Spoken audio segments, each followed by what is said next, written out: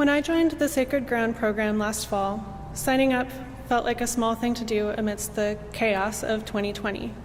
Of course, participating in the program turned out to really not be a small thing because the experience was so profound.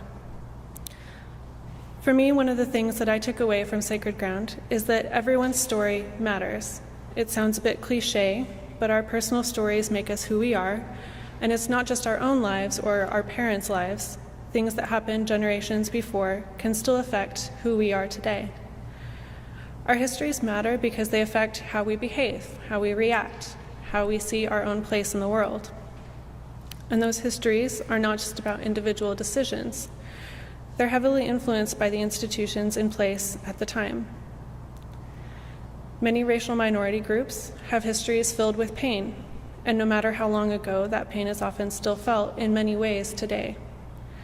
I know that there have been situations where, faced with someone whose history is very different than mine, I've said or done things that they found hurtful, but I didn't know it at the time because I didn't know their story. I didn't understand why it might be hurtful.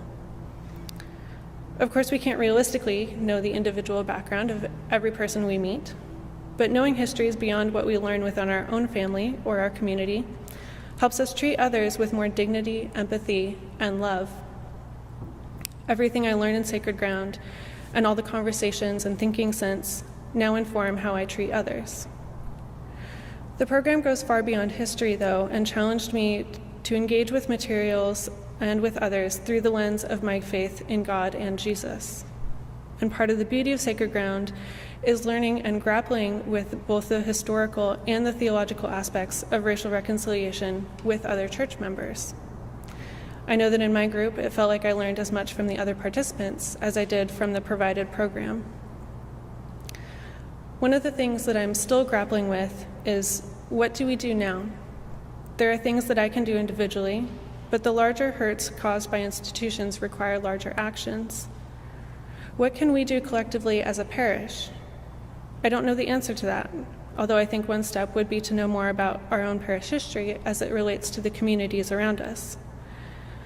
But one of the things that is emphasized in Sacred Ground is that racial reconciliation is a journey. The program gives us tools and provides space to have conversations about it. I feel that I'm still early on in my own journey, but I look forward to learning more in the conversations that our parish will have together as we continue on our journeys.